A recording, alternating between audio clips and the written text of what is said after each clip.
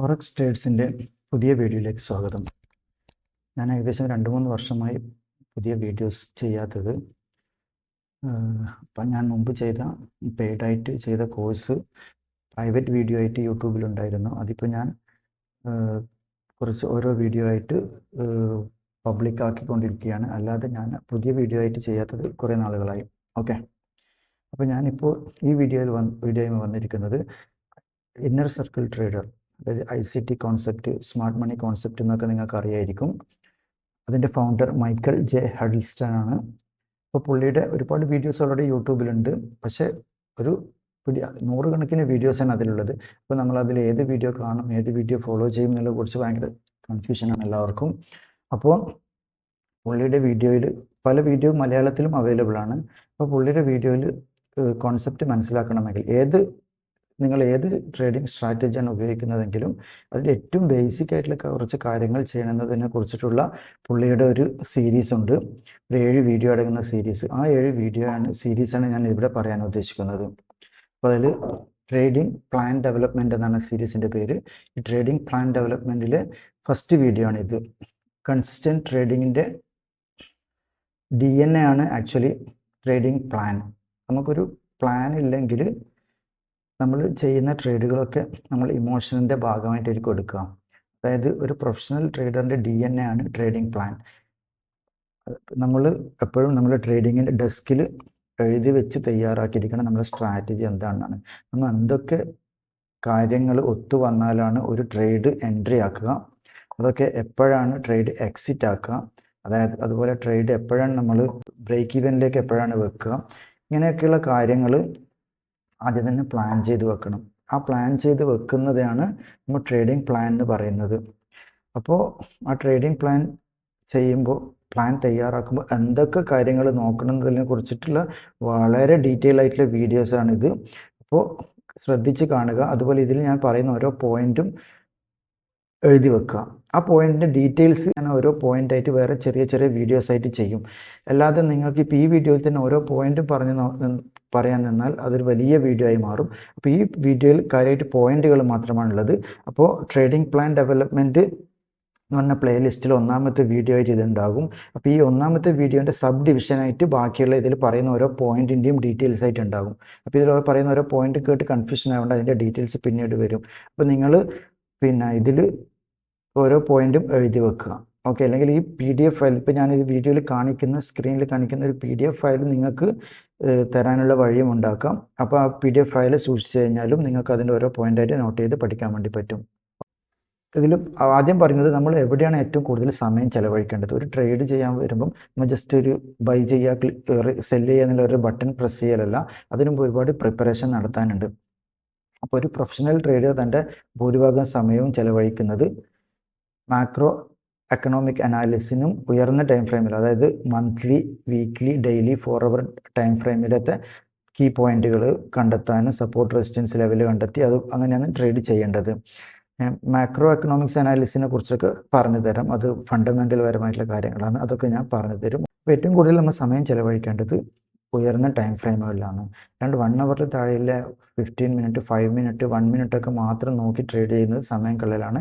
അതിനനുസരിച്ചിട്ടല്ല market move ആവുന്നത്. അത് നിങ്ങളെ ആലോചിച്ചാൽ മനസ്സിലാവും. നമ്മൾ എത്രയോ $1 ട്രില്യൺ ബിസിനസ് ദിവസം നടക്കുന്ന ഒരു ഏരിയയാണ് ഫോറക്സ് മാർക്കറ്റ്. അപ്പോൾ $1 ട്രില്യൺ മൂവ് ചെയ്യുന്നത് വലിയ ബാങ്കുകളും ഇൻസ്റ്റിറ്റ്യൂഷൻസും ആണ്. അപ്പോൾ അവർ ജസ്റ്റ് ഒരു 15 മിനിറ്റും 5 മിനിറ്റും നോക്കിയിട്ടല്ല ട്രേഡ് ചെയ്യുക, വലിയ ടൈം ഫ്രെയിം നോക്കിയിട്ടാണ്. ആ ഒരു ലോജിക്ക് വെച്ചിട്ട് വേണം നമ്മൾ മാർക്കറ്റിനെ സമീപിക്കാനും.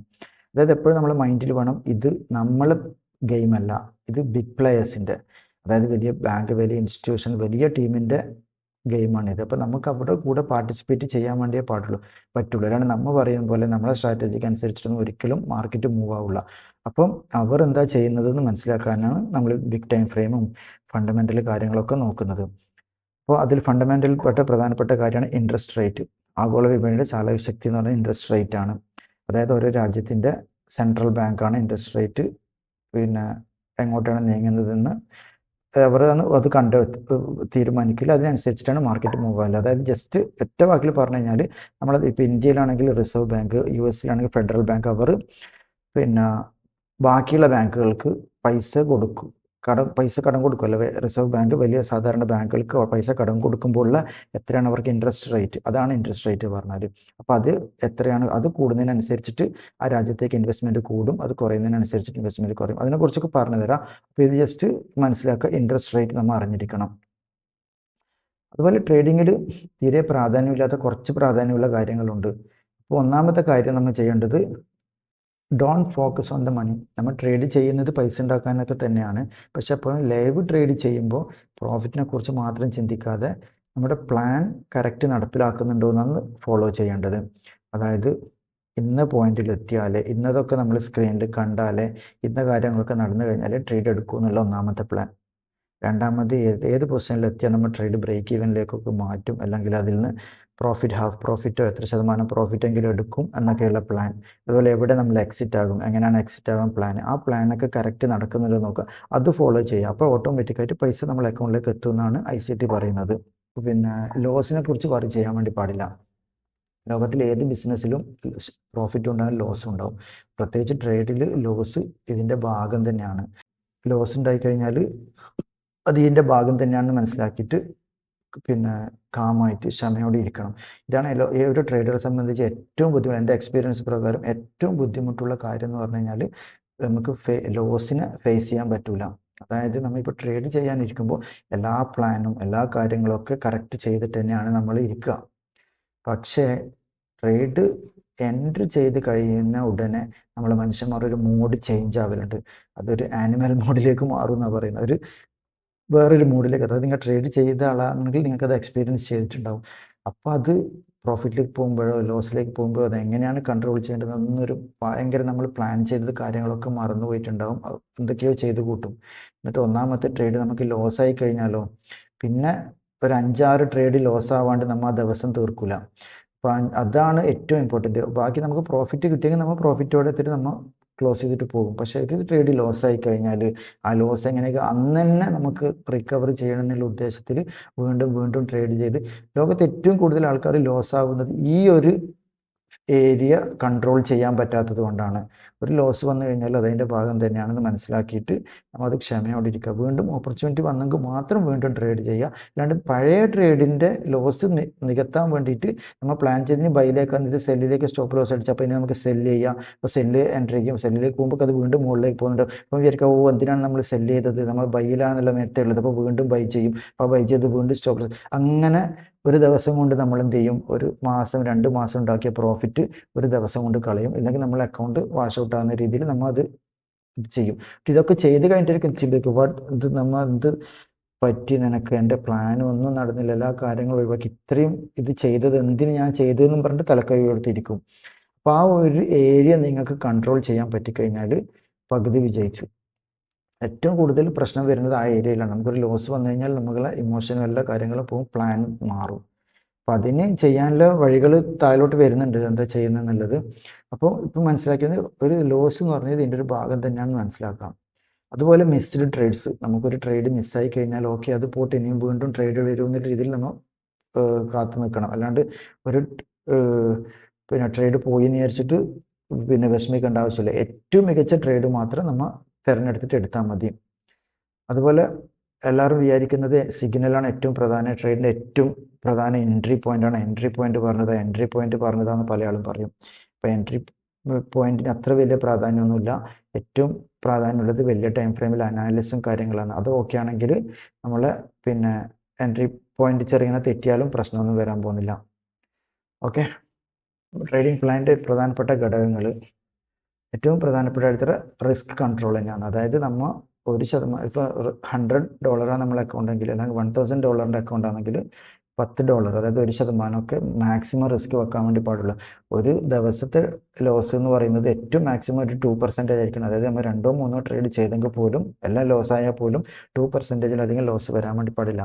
അപ്പോൾ ഒരു ട്രേഡിൽ എന്തായാലും ഒരു 1%-ലൊന്നും അധികം റിസ്ക് വെക്കാനേ പാടില്ല. പിന്നെ അതുപോലെ നമ്മൾ പണം എങ്ങനെ വിനിയോഗിക്കുന്നത്, അതായത് ഏത് അസറ്റിലാണ് നമ്മൾ പണം നിക്ഷേപിക്കുന്നത്, ഏത് അസറ്റിലാണ്, ഏത് കറൻസി പെയറിലാണ് നമ്മൾ ട്രേഡ് ചെയ്യുന്നത് എന്നുള്ളതൊക്കെയാണ് ഏറ്റവും പ്രധാനപ്പെട്ടത്. അതായത് നമ്മൾ പിന്നെ ഏറ്റവും കൂടുതൽ മണി ഫ്ലോ ഉള്ള ഏത് പെയറാണ്, ഏതിലാണ് മണി ഫ്ലോ കൂടുതലുള്ളത്, അതായത് ബാക്കിയുള്ളവർക്ക് ഇൻവെസ്റ്റ് ചെയ്യുന്നത് ഏതിലേക്കാണ്, ബിഗ് പ്ലെയർ ഏതിലാണ് ഉള്ളത് എന്നൊക്കെ കറക്റ്റ് മനസ്സിലാക്കിയിട്ട് വേണം നമ്മൾ ട്രേഡ് എൻട്രി ചെയ്യാനും. അതുപോലെ ഫണ്ടമെന്റൽസ്, വിപണി ദിശ മനസ്സിലാക്കാൻ ഫണ്ടമെന്റൽ എന്തായാലും നിർബന്ധമാണ്. ഇൻട്രസ്റ്റ് റേറ്റ് കാര്യങ്ങളൊക്കെ ഇപ്പം നിങ്ങൾക്ക് ഇപ്പം ഞാൻ ഇന്ന് വീഡിയോ ചെയ്യുന്നത് 14-ാം തീയതിയാണ്, 14/7 ജൂലൈ 14-നാണ് വീഡിയോ ചെയ്യുന്നത്. ഇനി കഴിഞ്ഞ വീക്കിൽ എനിക്കൊന്ന് ഒരു വീക്ക് മുമ്പ് ന്യൂസിലാൻഡിൻ്റെ ഇൻട്രസ്റ്റ് റേറ്റ് വന്നിട്ടുണ്ടായിരുന്നു. ന്യൂസിലാൻഡ് ഇൻട്രസ്റ്റ് റേറ്റ് കുറച്ച് പിന്നെ ഹൈയിലാണ് വന്നത്. അപ്പോൾ ആ ഇൻട്രസ്റ്റ് റേറ്റ് പിന്നെ വന്നത് നോക്കിക്കോ. അതിന് ശേഷം പിന്നെ എങ്ങനെയാണ് പിന്നെ ന്യൂസിലാൻഡ് കറൻസി ബിഹേവ് ചെയ്തതെന്ന് നോക്കുക. നല്ല സ്ട്രോങ് ആയിട്ട് പോയിട്ടുണ്ട്. അപ്പോൾ എല്ലാ സമയത്തും ഇൻട്രസ്റ്റ് റേറ്റ് വന്ന ഉടനെ തന്നെ സ്ട്രോങ് ആയിട്ട് പോകില്ല. പക്ഷെ നമ്മൾ ഇൻട്രസ്റ്റ് റേറ്റ് നല്ല രീതിയിൽ ഉണ്ടെങ്കിൽ ആ നാട്ടിലേക്ക് ഇൻവെസ്റ്റ്മെൻറ്റ് കൂടാനുള്ള സാധ്യത കൂടുതലാണെന്നുള്ള ലോജിക്ക് നമുക്ക് മനസ്സിലാക്കിയിരിക്കണം. അതിനെക്കുറിച്ച് ഞാൻ വിശദമായിട്ട് പിന്നീട് ഒരു വീഡിയോ ചെയ്യാം. ഇപ്പം തന്നെ പറഞ്ഞുകൊണ്ടാ. പിന്നെ ഇന്റർ മാർക്കറ്റ് അനാലിസിസ്, അതായത് ഇൻട്രസ്റ്റ് റേറ്റ്, കമ്മോഡിറ്റി, കറൻസി എന്നിവ തമ്മിലുള്ള ബന്ധം മനസ്സിലാക്കണം. ടെക്നിക്കൽ അനാലിസിസ്, കൃത്യമായ ടൂൾസ് മാത്രം ഉപയോഗിച്ചിട്ട് ചാർട്ട് അനാലിസിസ് ചെയ്യാം. അതായത് നമ്മൾ ട്രേഡിംഗ് വ്യൂ ചാർട്ടിൽ വെറുതെ പലതരം ഇൻഡിക്കേറ്ററും പല കാര്യങ്ങളും വെച്ചിട്ട് ഫുൾ കൺഫ്യൂഷൻ ആക്കേണ്ട ആവശ്യമില്ല. നമുക്ക് ആവശ്യമുള്ള ഏറ്റവും മിനിമലായിട്ട് പിന്നെ ചാർട്ട് നല്ല വൃത്തിക്ക് കാണുന്ന രീതിയിൽ ചാർട്ട് വെച്ചിട്ട് വേണം നമ്മൾ ചാർട്ട് വാച്ച് ചെയ്യാൻ. ഓക്കെ, ഈ കാര്യങ്ങളൊക്കെ ഓരോ ഇമ്പോർട്ടൻ്റ് ആയിട്ടുള്ള പോയിന്റുകളെ കുറിച്ചിട്ട് ഞാൻ വേറെ തന്നെ വീഡിയോ ചെയ്യും. ഓക്കെ, പാരഡൈം ഷിഫ്റ്റ്, അതായത് അവോയ്ഡ് ഓവർ കോൺഫിഡൻസ്. ഇപ്പോൾ നമ്മൾ ശ്രദ്ധിക്കേണ്ടത് പിന്നെ നമ്മൾ മാത്രമല്ല ഇപ്പോൾ മാർക്കറ്റിലുള്ളത്. മാർക്കറ്റിൽ പിന്നെ നമ്മളെ പണം നഷ്ടപ്പെടുത്താൻ വേണ്ടി കാത്തിരിക്കുന്ന വലിയ പ്രൊഡക്റ്റേഴ്സ് വിപണിയിലുണ്ട്. ഓവർ കോൺഫിഡൻസ് നമ്മളെ അഹങ്കാരത്തിലേക്കും അതുവഴി ഇമോഷൻ കലർന്ന തീരുമാനങ്ങളിലേക്കും എത്തും. അതായത് നമുക്കെപ്പോൾ നമ്മളൊരു കാം മൈൻഡിലായിരിക്കണം എൻട്രി ചെയ്യേണ്ടത്, ട്രേഡ് വാച്ച് ചെയ്യേണ്ടത്.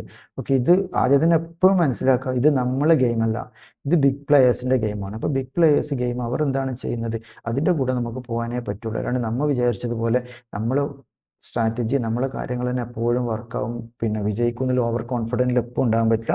ഓവർ കോൺഫിഡൻറ്റ് വരുമ്പോൾ നമ്മൾ സൈസ് കൂട്ടും. ആ സൈസ് കൂട്ടുന്ന ട്രേഡ് ലോസ് ആവും. പിന്നെ വീണ്ടും അത് റിപ്പീറ്റ് ആവും ആ മൂഡ്. പിന്നെ അതുപോലെ ഏറ്റവും ഇമ്പോർട്ടൻ്റ് ആയ കാര്യമാണ് ജേർണലിങ്. പിന്നെ നമ്മൾ എല്ലാ ട്രേഡുകളും പിന്നെ സ്ക്രീൻഷോട്ട് എടുത്ത് വെക്കുക, അതിന് ഫുൾ ഡീറ്റെയിൽസ് എഴുതി വെക്കുക, നോട്ട്ബുക്കിൽ എഴുതി വെക്കുക. ഇന്ന ട്രേഡാണെന്ന് പറഞ്ഞിട്ട് ജേർണൽ എഴുതി വെക്കുക. ജേർണൽ എഴുതി വെക്കാത്ത ഒരു ട്രേഡറും സക്സസ് ആവില്ല. ഒരു പഴഞ്ചൊല്ല് ഉണ്ട്, there are 2 kinds of traders, winners and losers. Who keep journal, they are winners. Who don't keep journal, they are losers എന്ന് പറയും. അപ്പോൾ അത്രയും ഇമ്പോർട്ടൻ്റ് ആണ് ജേർണൽ ചെയ്യുന്നതിന്. പിന്നെ റിസ്ക് റിവാർഡ് എന്ന് വെച്ച് കഴിഞ്ഞാൽ റിസ്ക്കാണ് ഏറ്റവും ഇമ്പോർട്ടൻറ്റ്. നമുക്ക് റിവാർഡ് എത്ര കിട്ടിയാലും, കൂടുതൽ കിട്ടിയാലും കുറഞ്ഞ കിട്ടിയാലും നമുക്ക് മെൻ്റലി വലിയ എഫക്റ്റ് ആവില്ല. പക്ഷെ ലോസ് വരുമ്പോഴാണ് നമ്മളെ എല്ലാ പ്ലാനും എല്ലാ കാര്യങ്ങളും തെറ്റുക. അപ്പോൾ റിസ്ക് മാനേജ് ചെയ്യുന്നതിന് ഏറ്റവും വലിയ ഇമ്പോർട്ടൻ്റ് കൊടുക്കണം. അതുപോലെ പാക്ക് സ്മോൾ പ്ലേ ബിഗ്, അതായത് 2% റിസ്ക്. നമ്മൾ ഒരു ട്രേഡിംഗ് ഡേയിൽ പരമാവധി ഒരു 2% മാത്രമേ റിസ്ക് വരാൻ വേണ്ടി പാടുള്ളൂ. അതിനേക്കാൾ കൂടുതൽ റിസ്ക് വന്നു കഴിഞ്ഞാൽ നമുക്ക് പിന്നെ സ്റ്റോപ്പ് ലോസ് ഇട്ട് കഴിഞ്ഞാൽ വലിയ ഇമോഷനിൽ ബാധിക്കും. അപ്പോൾ അത് നമുക്ക് കൺട്രോൾ ചെയ്യാൻ വേണ്ടി പറ്റില്ല. പക്ഷേ മണി കോമ്പൗണ്ട് ചെയ്ത് ചെറിയ 1% റിസ്ക് എടുത്ത് വെച്ച് കഴിഞ്ഞാൽ തന്നെ നമുക്ക് വലിയ രീതിയിൽ അക്കൗണ്ട് ഗ്രോ ആക്കാൻ പറ്റും. അതായത് റിയലിസ്റ്റിക് ഗോൾ മാത്രം വെക്കുക.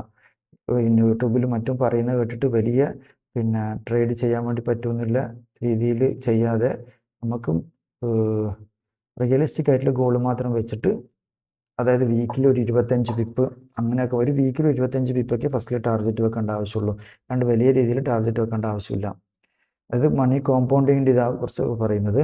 അതായത് നമ്മൾ ഒരു 25 പിപ്പ് ഒരു വീക്ക് കിട്ടിയാൽ തന്നെ നമുക്ക് $25,000 പിന്നെ അക്കൗണ്ടൊക്കെ ആണെങ്കിൽ ഒരു വർഷത്തേക്ക് പിന്നെ 5,000, 2 വർഷത്തേക്ക് $10,122 നമുക്കൊരു വർഷം കൊണ്ട് ഉണ്ടാക്കാൻ വേണ്ടി പറ്റും. മിനിമം ഒരു മന്ത്ലി റിട്ടേൺ വെറും 6% ആണെങ്കിൽ, അതായത് 30 പിപ്പ് ഏകദേശം ഒരു വീക്ക്, 25 പിപ്പ് ഒരു വീക്ക് കിട്ടിയാൽ ഒരു 90 പിപ്പ് മൊത്തം ഒരു മാസം കിട്ടിയാൽ പോലും നമുക്ക് 1-2 വർഷം കൊണ്ട് ഡബിൾ ത്രിബിൾ ആക്കാൻ വേണ്ടി പറ്റും അക്കൗണ്ട്. പിന്നെ അത് അങ്ങനെ തന്നെ കോമ്പൗണ്ട് ചെയ്യാൻ വേണ്ടി പറ്റും. പിന്നെ അത് വേറെ 50 പിപ്പാണ് കിട്ടുന്നെങ്കിൽ അതുപോലെ നമുക്ക് ഒരു 2 വർഷം കൊണ്ട് 24,000 സംതിങ് ആക്കാൻ വേണ്ടി പറ്റും. പിന്നെ പ്രൊഫഷണൽ മോഡൽ റിസ്ക് 2% വെച്ചിട്ട് പിന്നെ സ്റ്റോപ്പ് ലോസ് 20 പിപ്പൊക്കെ വെച്ച് ചെയ്യുന്നുണ്ടെങ്കിൽ 2,500 ഉള്ള അക്കൗണ്ട് തന്നെ 34 മാസം കൊണ്ട് 1 മില്യൺ ഒക്കെ ആക്കാൻ വേണ്ടി പറ്റും. അത് നിങ്ങൾക്ക് തന്നെ നമുക്ക് ആലോചിച്ചതിന് മനസ്സിലാവും. നമുക്കിപ്പോൾ ഒരു അക്കൗണ്ട് ഉണ്ടെങ്കിൽ ഈവൻ നമ്മൾ ഫണ്ടഡ് അക്കൗണ്ട് ചലഞ്ച് എടുക്കുന്നെങ്കിൽ പോലും പിന്നെ ഒരു ദിവസം തന്നെ വലിയ ട്രേഡ് കുറേ ചെയ്യേണ്ട ആവശ്യമില്ല. നമുക്ക് ഒരു വീക്കിൽ ഒരു ട്രേഡ് നല്ലത് കിട്ടിയാൽ മതി. ഒരു 1% റിസ്ക് വെക്കുക, 2% പ്രോഫിറ്റ് കിട്ടിയാൽ ഒരു വീക്കിൽ 2%, അങ്ങനെ 4 വീക്ക് കൊണ്ട് 5 വീക്ക് കൊണ്ട് നമുക്ക് ചലഞ്ച് അക്കൗണ്ട് പാസ്സാവാം. പിന്നെ അതേപോലെ അത് വലിയൊരു എമൗണ്ടിൻ്റെ ചലഞ്ചാണ് പാസ്സാകുന്നതെങ്കിൽ അതിൽ നമുക്കൊരു 5-6% ഒരു മാസത്തേക്ക് കിട്ടിയാൽ പോലും വലിയ എമൗണ്ട് ആക്കി മാറ്റാൻ പറ്റും. അല്ലാണ്ട് നമ്മൾ പിന്നെ അൺറിയലിസ്റ്റിക് ആയിട്ട് നമുക്ക് ഈ ട്രേഡിനെ കൊണ്ട് തന്നെ ഒരുപാട് പൈസ ഉണ്ടാക്കണം എന്ന രീതിയിൽ ചെയ്ത് കഴിയുമ്പോഴാണ് നമുക്ക് ലോസ് വരുന്നത്. ഓക്കെ, അതുപോലെ ട്രേഡ് ചെയ്യുമ്പോൾ തന്നെ നമ്മൾ പ്ലാൻ ചെയ്ത് വെക്കണം. എവിടെ എത്തിയാൽ പിന്നെ നമുക്ക് പ്രോഫിറ്റ് എടുക്കാൻ വേണ്ടി പറ്റും, പിന്നെ എവിടെ എത്തിയാൽ നമുക്ക് ബ്രേക്ക് ഈവനിലേക്ക് വെക്കണം, എവിടെ എത്തിയാൽ പിന്നെ ഫുള്ളായിട്ട് എക്സിറ്റ് ആവണം എന്നുള്ളത് നമ്മൾ അതിൽ എഴുതി വെക്കണം, പ്ലാൻ ചെയ്ത് വെക്കണം. അതായത് മുകളിലേക്ക് പോയൊരു ട്രേഡിൻ്റെ പുൾ ബാക്ക് ഒക്കെ വന്നിട്ട് നമ്മൾ ട്രേഡ് ഇവിടുന്ന് എടുക്കുന്നതായിരിക്കാം. ഇവിടുന്ന് ട്രേഡ് എടുക്കുമ്പോൾ നമ്മൾ ഇവിടത്തേക്ക് ഒരു ടാർഗറ്റ് എന്തായാലും വെക്കണം. ഇവിടുന്ന് ഒരു ഹാഫോ അല്ലെങ്കിൽ എത്രയെങ്കിലും ആയിട്ട് നമുക്ക് ട്രേഡ് ആ മെനക്കെട്ട് അനലൈസ് ഒക്കെ ചെയ്ത് എൻട്രി ചെയ്തതിനുള്ള ഒരു റിവാർഡ്, ഒരു ചെറിയൊരു പ്രതിഫലം നമുക്ക് കിട്ടുന്ന രീതിയിൽ 10%, 10%, 20 20%, 30, എത്ര പെർസെൻറ്റേജ് ആയാലും ഇവിടുന്ന് നമ്മൾ എന്ത് ചെയ്യുക, കുറച്ച് പ്രോഫിറ്റ് എടുക്കാം. അങ്ങനെ നമ്മൾ എവിടെയാണ് എൻട്രി ചെയ്തിട്ടുണ്ടെന്ന് വെച്ച് കഴിഞ്ഞാൽ അവിടത്തേക്ക് നമ്മൾ സ്റ്റോപ്പ് ലോസ് എന്ത് ചെയ്യുക, ബ്രേക്ക് ഈവനിൽ വെക്കുക, ഇവിടുന്ന് എടുക്കുക. ഇനി നമുക്ക് മുകളിലേക്ക് പോയി പുതിയ ബ്രേക്ക് ചെയ്ത് ഇങ്ങനെ പോയെങ്കിൽ നമുക്ക് കൂടുതൽ പ്രോഫിറ്റ് കിട്ടും. അഥവാ തിരിച്ച് വന്നെങ്കിൽ പോലും സ്റ്റോപ്പ് ലോസിൽ ബ്രേക്ക് ക്ലോസ് ആയാലും നമുക്ക് ചെറിയൊരു പ്രോഫിറ്റ് അവിടെ ഉണ്ട്. അപ്പോൾ ആ ഒരു കാര്യം വെച്ച് കഴിഞ്ഞാൽ നമുക്ക് മെൻ്റലി ആദ്യം നമുക്കൊരു വിഷമം തോന്നും. കാരണം ഇത് മുകളിലേക്ക് പോയി, ഞാൻ എന്തിനു വെറുതെ ക്ലോസ് ചെയ്തത്, പകുതി അവിടെ എനിക്ക് വലിയത് കിട്ടുമല്ലോ എന്നെല്ലാം വിചാരിക്കും. പക്ഷേ ഗ്രാജ്വലി നമുക്ക് കുറേ സ്റ്റോപ്പ് ലോസ് നമ്മൾ വിചാരിക്കും പോലെ ട്രേഡ് വർക്കാവാതെ നിൽക്കുന്നത് കാണുമ്പോൾ നമ്മൾ ഈ ചെയ്ത സിസ്റ്റം വളരെ നല്ലതായിരുന്നു എന്ന് അന്നേരം മനസ്സിലാവും. ഓക്കെ, അതുപോലെ ഇൻട്രസ്റ്റ് റേറ്റ് സ്പ്രെഡ്സ് പണം എപ്പോഴും ഉയർന്ന ഈൽഡ് എന്ന് വെച്ച് കഴിഞ്ഞാൽ എന്താണെന്നൊക്കെ ഞാൻ പറഞ്ഞു തരാം. ഇൻട്രസ്റ്റ് റേറ്റ് കൂടുന്ന രാജ്യത്തിൻ്റെ കറൻസി ശക്തമാകും, പലിശ കുറയുന്ന രാജ്യത്തിന് കറൻസി ദുർബലമാകും. അത് ഞാൻ പറഞ്ഞു നേരത്തെ ഓൾറെഡി. ഇൻട്രസ്റ്റ് റേറ്റ് കൂടുമ്പോൾ ആ രാജ്യത്തേക്ക് നല്ല രീതിയിൽ ആൾക്കാർ ഇൻവെസ്റ്റ് ചെയ്യും, മറ്റിൽ നിന്ന് വിത്ഡ്രോ ചെയ്തിട്ട്. അപ്പോൾ അങ്ങനെ നോക്കിക്കഴിഞ്ഞാൽ നമുക്കൊരു വീക്ക് കറൻസി ഏത്, സ്ട്രോങ് കറൻസി ഏത് എന്നൊക്കെ മനസ്സിലാക്കാൻ വേണ്ടി പറ്റും. അതുപോലെ സീസണൽ ടെൻഡൻസി, ഓരോരോ മാസങ്ങളിൽ ഓരോ രാജ്യത്തിൻ്റെ എന്തെങ്കിലും സംഭവങ്ങളൊക്കെ നടക്കുമ്പോൾ പിന്നെ അത് നോക്കിയിട്ട് വേണം നമ്മൾ വലിയ രീതിയിൽ മനസ്സിലാക്കാൻ വേണ്ടിയിട്ട് ഇങ്ങനെ ചെയ്യാനുണ്ടെന്ന്. അതുപോലെ COT റിപ്പോർട്ട്, ഏതൊക്കെ വലിയ ഇൻസ്റ്റിറ്റ്യൂഷനും കാര്യങ്ങളൊക്കെ ഏതിലാണ് ഇൻവെസ്റ്റ് ചെയ്തിട്ടുള്ളത്, എത്രത്തോളം ഇൻവെസ്റ്റ് ചെയ്തിട്ടുണ്ട്, എത്രത്തോളം വിത്ഡ്രോ ചെയ്യാൻ നോക്കുന്നുണ്ട് എന്നുള്ളത് COT റിപ്പോർട്ടിൽ മനസ്സിലാവും. ഇത് പിന്നെ ട്രേഡിംഗ് വ്യൂവിലെ ഒരു ഇൻഡിക്കേറ്റർ പോലെ തന്നെ സാധനം കിട്ടുന്ന സാധനമാണ് COT റിപ്പോർട്ട് എന്നാണ്. അതിൽ നോക്കിയാൽ തന്നെ കാണാൻ പറ്റും. അതെങ്ങനെയാണ് നോക്കുന്നത് പിന്നെ ഞാൻ പറഞ്ഞു തരാം. അതുപോലെയാണ് പിന്നെ US ഡോളർ ഇൻഡെക്സ്, അതായത് DXY. നമ്മൾ DXYൻ്റെ മൂവ്മെൻറ്റ് നോക്കിയിട്ട് US ഡോളർ സ്ട്രോങ് ആണോ വീക്ക് ആണോ എന്നുള്ളത് നമുക്ക് മനസ്സിലാക്കാൻ വേണ്ടി പറ്റും. അപ്പോൾ അതും കൂടിയും നമ്മൾ ബാക്കിൽ വേണം നമ്മൾ ഓരോ അനാലിസിസ് നടത്തുമ്പോൾ. അതുപോലെ പ്രധാന സാമ്പത്തിക വിവരങ്ങൾ പിന്നെ ന്യൂസിൽ കാര്യങ്ങൾ നോക്കേണ്ടത്, ഏറ്റവും മെയിനായിട്ട് നോക്കേണ്ടത് ഇൻട്രസ്റ്റ് റേറ്റ് ഡിസിഷന് ഓരോ മാർക്കറ്റിൻ്റെയും, ഓസ്ട്രേലിയൻ്റെ ആയാലും UKൻ്റെ ആയാലും എല്ലാ രാജ്യത്തിൻ്റെയും നോക്കണം. മെയിനായിട്ട് UK മാർക്കറ്റ് കറക്റ്റ് നോക്കണം. പിന്നെ retail sales, CPI, GDP, industrial production, ഇതിൻ്റെ ഒന്നും റിസൾട്ട് നമുക്ക് വലിയ ഇങ്ങനെ ബാധിക്കൂലെങ്കിലും ആ സമയത്തൊക്കെ റെഡ് ന്യൂസ് ആണെങ്കിൽ ആ സമയത്ത് നമ്മൾ ട്രേഡിലൊക്കെ എൻട്രി ഉണ്ടെങ്കിൽ നമുക്ക് വലിയ രീതിയിൽ മൂവ്മെൻറ്റ് ചെയ്യും. അഭിപ്രായത്തിൽ വലിയ ന്യൂസ് വരുന്ന സമയത്ത് നമ്മൾ ട്രേഡ് ചെയ്യാതിരിക്കണം എന്നാണ് ICT തന്നെ പറയുന്നത്. ട്രേഡ് ന്യൂസ് റിലീസായതിന് ശേഷം മാത്രം നമ്മൾ അതിൻ്റെ ഇത് നോക്കിയിട്ട് ഓപ്പർച്യൂണിറ്റി കിട്ടുന്നെങ്കിൽ മാത്രം എൻട്രി ചെയ്യാം. ഓക്കെ, അതുപോലെ US മാർക്കറ്റിലും റിസർവ് റേറ്റും കാര്യങ്ങളൊക്കെ, ജർമ്മൻ മാർക്കറ്റിലൊക്കെ റേറ്റും, പിന്നെ bond market yield, SMT divergence. അതുപോലെ ട്രഷറി നോട്ട്സ്, ഈ USൻ്റെ ഒക്കെ ട്രഷറി നോട്ട്സ് ഉണ്ട്, 2 ഇയർ, 5 ഇയർ, 10 ഇയർ, 30 ഇയറിൻ്റെ ഒക്കെ. അതിൻ്റെ ബോണ്ട്, അതിൻ്റെ പ്രൈസൊക്കെ ട്രേഡിംഗ് വ്യൂവിൽ നമുക്ക് കിട്ടും ചാർട്ട്. അതിൻ്റെ ചാർട്ടും പിന്നെ DXYൻ്റെ ചാർട്ട്, പിന്നെ കറൻസി പെയറിൻ്റെ ചാർട്ട്, ഇതൊക്കെ വെച്ചിട്ട് നമ്മൾ SMT ഡൈവർജൻസ് നോക്കാം. അതായത് പിന്നെ ഹൈ ബ്രേക്ക് ചെയ്ത് താഴേക്ക് ലിക്വിഡിറ്റി ഗ്രാബ് ചെയ്തിട്ട് പോകുന്നുണ്ടോ, അപ്പോൾ ഈൽഡ് എങ്ങനെ വർക്ക് ചെയ്യുന്ന, മുകളിലേക്കാണ് പോകുന്നതിൻ്റെ ഓപ്പോസിറ്റ് കോറിലേഷൻ. അത് ഒരു വലിയ ടോപ്പിക്കാണ്, അത് ഞാനത് വേറെ തന്നെ വീഡിയോ ചെയ്യാം. നോട്ട് ചെയ്ത് വെച്ചാൽ മതി ഈ കാര്യങ്ങൾ. അതുപോലെ ഓപ്പൺ ഇൻട്രസ്റ്റ് ഇൻസൈറ്റ്, പിന്നെ 20% കൂടുതൽ കുറയുകയാണെങ്കിലുള്ള സംഭവങ്ങൾ, അതൊക്കെ വേറെ തന്നെ വീഡിയോ ചെയ്യേണ്ട കാര്യങ്ങളാണ്. ഇതിൽ മാത്രം പറഞ്ഞു കഴിഞ്ഞാൽ മനസ്സിലാവില്ല. Bond market and yield, SMT divergence, ഞാൻ പറഞ്ഞത് തന്നെ ആഗോള ഫിനാൻസ് വിപണിയിലെ ഏറ്റവും പ്രധാനപ്പെട്ട സൂചികകളിൽ ഒന്നാണ് ബോണ്ട് ഈൽഡ്. അത് ഇതിൻ്റെ പിന്നെ treasury notes 2 year, 5 year, 10 year എന്ന് പറഞ്ഞിട്ടുള്ള ഇത് ബോണ്ട് ഇറക്കുന്നുണ്ട്. അതിൻ്റെ പ്രൈസ് അത് ബോണ്ടിൻ്റെ വില കൂടുമ്പോൾ yield കുറയും. അത് അടുത്തതിൽ പറയാം വിശദമായിട്ടുള്ള വീഡിയോയിൽ. പിന്നെ 5 സ്റ്റേജസ് ഓഫ് അനാലിസിസ്, അതായത് അനാലിസിൻ്റെ 5 ഘട്ടങ്ങളുണ്ട് എന്നാണ്. ഒന്നാമത്തത് ആൻറ്റിസിപ്പേറ്ററി എക്സിക്യൂഷനും. ആദ്യ 2 ഘട്ടങ്ങൾ ട്രേഡിങ്ങിൻ്റെ അടിത്തറയിടുന്നത്. അതായത് ആൻറ്റിസിപ്പേറ്ററി സ്റ്റേജിൽ ഭൂരിഭാഗം സമയം നമ്മൾ ചിലവഴിക്കേണ്ടത് വലിയ ടൈം ഫ്രെയിമിലും ആദ്യം പറഞ്ഞ വീക്ക്ലി ഡെയിലി ചാർട്ട് നോക്കിയിട്ട് ഇൻട്രസ്റ്റ് റേറ്റും കാര്യങ്ങളും സപ്പോർട്ട് റെസിസ്റ്റൻസ് എല്ലാം മനസ്സിലാക്കിയിട്ട് നമ്മൾ ഒരു ട്രേഡിൻ്റെ പ്ലാൻ ചെയ്യാം. രണ്ടാമത്തത് എക്സിക്യൂഷൻ സ്റ്റേജ്. നമ്മൾ കാര്യങ്ങളൊക്കെ ശരിയായി ആ കാര്യങ്ങളൊക്കെ ഓക്കെ ആയിട്ട് വന്നു കഴിഞ്ഞാൽ മാത്രം നമ്മൾ എന്ത് ചെയ്യുക, ട്രേഡ് എക്സിക്യൂട്ട് ചെയ്യാം. പിന്നെ റിസ്ക് ഓൺ ആണോ റിസ്ക് ഓഫ് ആണോ നോക്കി എല്ലാ കാര്യങ്ങളും നോക്കിയതിന് ശേഷം ട്രേഡ് എക്സിക്യൂട്ട് ചെയ്ത് കഴിഞ്ഞാൽ എന്ത് ചെയ്യാം, ഒരു നിശ്ചിത സ്ഥലത്ത് നമ്മൾ പ്ലാൻ ചെയ്ത സ്ഥലത്തേക്ക് പ്രൈസ് എത്തിക്കഴിഞ്ഞാൽ പ്രോഫിറ്റ് പിന്നെ എടുക്കുക കുറച്ച്, എന്നിട്ട് സ്റ്റോപ്പ് ലോസ് നമ്മൾ ബ്രേക്ക് ഈവനിലേക്ക് വെക്കുക. അഥവാ മുകളിലേക്ക് വീണ്ടും അത് ബ്രേക്ക് ചെയ്തിട്ടൊക്കെ പോകുന്ന രണ്ടാമതൊരു ഓപ്പർച്യൂണിറ്റി കിട്ടിയാൽ നമ്മൾ എന്ത് ചെയ്യുക, വീണ്ടും സ്കെയിൽ ചെയ്യാം. അതൊക്കെ കുറച്ച് എക്സ്പീരിയൻസ് ആയിട്ട് ചെയ്യേണ്ട കാര്യങ്ങളാണ്. സ്കെയിൽ ചെയ്ത് കഴിഞ്ഞാൽ അതായത് നമുക്ക് പ്രോഫിറ്റ് ആകുന്ന ട്രേഡ് മാക്സിമം പ്രോഫിറ്റ് ആക്കാൻ വേണ്ടി ശ്രമിക്കാം. പിന്നെ താഴേക്ക് പോകുന്ന ഓപ്പോസിറ്റാണ് പോകുന്നതെങ്കിൽ പെട്ടെന്ന് ഒഴിവാക്കാൻ ശ്രമിക്കുക. അതായത് വിപണിയിൽ അപ്രതീക്ഷിതമായി എന്തെങ്കിലും മാറ്റമോ പെട്ടെന്നൊരു വാർത്ത വരും. നമുക്ക് അപ്രതീക്ഷിതമായിട്ട് പല വാർത്തകൾ ഇപ്പോൾ പ്രത്യേകിച്ച് ഇപ്പോഴത്തെ സമയത്ത് നമ്മുടെ ട്രംപൊക്കെ എന്തെങ്കിലും പറഞ്ഞു കഴിഞ്ഞാൽ അത് ഭയങ്കരമായിട്ട് എഫക്റ്റ് ചെയ്യും. ഈ യുദ്ധത്തിൻ്റെയൊക്കെ സമയമായതുകൊണ്ട് അങ്ങനെ കാര്യങ്ങളൊക്കെ വളരെ ശ്രദ്ധിക്കണം. അപ്പോൾ ഉടനെ തന്നെ നമ്മൾ ട്രേഡിന് എക്സിറ്റ് ആണ്. അല്ലാണ്ട് നമ്മൾ ഹോപ്പ് വെക്കാൻ വേണ്ടി പറ്റൂല. ഇതിങ്ങനെ ട്രേഡ് വർക്കാവും എന്നുള്ള ഹോപ്പ് വെച്ച് കഴിഞ്ഞാൽ അത് ഫുൾ സ്റ്റോപ്പ് ലോസിലേക്ക് പോകാൻ ഇതാവും, പെട്ടെന്ന് എക്സിറ്റ് ആവുക. ഇതാണ് ഏറ്റവും ഇമ്പോർട്ടൻ്റ് ഉള്ള ഘടകം. ഞാൻ നേരത്തെയും പറഞ്ഞു, ഡോക്യുമെൻറ്റേഷൻ സ്റ്റേജ്, ട്രേഡിങ് ജേണൽ ഉണ്ടാക്കുക എന്നുള്ളത്. ഒരു ട്രേഡ് എടുക്കുന്നതിന് മുമ്പും അതിൻ്റെ കാരണങ്ങളും കാര്യങ്ങളൊക്കെ എഴുതി വെക്കുക. ഈവൻ വീക്ക് സ്റ്റാർട്ട് ചെയ്യുമ്പോൾ തന്നെ നമ്മൾ വീക്കിലി ഏതൊക്കെ പെയറാണ് നമുക്ക് ഏകദേശം നമ്മൾ സെൻറ്റിമെൻ്റൽ അനാലിസിസും ഫണ്ടമെൻ്റൽ അനാലിസിസും ഹൈ ചാർട്ടൊക്കെ നോക്കിയിട്ടുള്ള ഹൈ ടൈം ഫ്രെയിമൊക്കെ നോക്കിയിട്ട് ഏതൊക്കെ പെയറാണെന്നുള്ളതൊക്കെ എഴുതി വെച്ച് അതിന് തന്നെ ഏത് പെയറിൽ ഏതൊക്കെ കാര്യങ്ങൾ വന്നു കഴിഞ്ഞാലാണ് ട്രേഡ് എടുക്കുക എന്നുള്ളത് ആ കാര്യങ്ങളൊക്കെ എഴുതി വെച്ച് അതിൻ്റെ കാരണം ട്രേഡ് എടുത്തു കഴിഞ്ഞാൽ അതിൻ്റെ സ്ക്രീൻഷോട്ടും എൻ്റെ എൻട്രി പോയിന്റ് എക്സിറ്റ് പോയിന്റും കാര്യങ്ങളൊക്കെ എഴുതി ആ ട്രേഡ് എടുത്ത് ലോജിക്ക് എഴുതി അത് എടുത്തപ്പോൾ നമ്മൾ നമ്മൾ എന്തൊക്കെ മാനസികാവസ്ഥയിലൂടെ പോകുന്നുള്ള കാര്യങ്ങളൊക്കെ മനസ്സിലാക്കി എന്തൊക്കെ നമുക്ക് ഡീറ്റെയിൽ കൊടുക്കാൻ പറ്റും അത്രയും ഡീറ്റെയിൽ ആയിട്ട് എല്ലാ കാര്യങ്ങളും ചെയ്തിട്ട് പിന്നെ നമ്മൾ അത് ഡോക്യുമെൻ്റ് ചെയ്യണം. അത് ഏറ്റവും ഇമ്പോർട്ടൻ്റ് ആണ്. പിന്നെ എല്ലാ കാര്യങ്ങളും ഉൾപ്പെടുത്തിക്കൊണ്ട് പിന്നെ കൺക്ലൂഷൻ, വിജയകരമായ ട്രേഡിൻ്റെ തത്വങ്ങൾ. ഹോം റണ്ണുകൾ വേണ്ട. അതായത് നമ്മളിപ്പോൾ ഒരു പ്രോഫിറ്റ് കിട്ടി ഇത് പറഞ്ഞിട്ട് ഒരുപാട് മുകളിലേക്ക് പോകുന്നതിൽ അടിച്ചിത് കലാകാലവും മുകളിലേക്ക് തന്നെ പോകുന്ന വിചാരിച്ചിട്ട് അങ്ങനെ തന്നെ വെയിറ്റ് ചെയ്യാൻ വേണ്ടി പറ്റൂല. നമ്മൾ എന്തായാലും താഴേക്ക് തിരിച്ചു വരും. അപ്പോൾ ഒരു രീതിയിൽ എത്തിക്കഴിഞ്ഞാൽ നമ്മൾ എന്ത് ചെയ്യുക, ട്രേഡ് പ്രോഫിറ്റിൽ നിന്ന് എക്സിറ്റ് ആവുക. അതുപോലെ എപ്പോഴും കൃത്യമായ റിസ്ക് മാനേജ്മെൻറ്റാണ് ഏറ്റവും ഇമ്പോർട്ടൻ്റ് കാര്യം. അത് എപ്പോഴും പിന്നെ ഓർമ്മിച്ചുകൊണ്ടേ ഇരിക്കുക. നമ്മൾ പ്ലാനിൽ എപ്പോഴും എഴുതി വെക്കണം. വലിയ മഷിയിൽ തന്നെ അണ്ടർലൈൻ ഇട്ടിട്ട് വെക്കണം റിസ്ക് മാനേജ്മെൻറ്റിൻ്റെ റൂള്.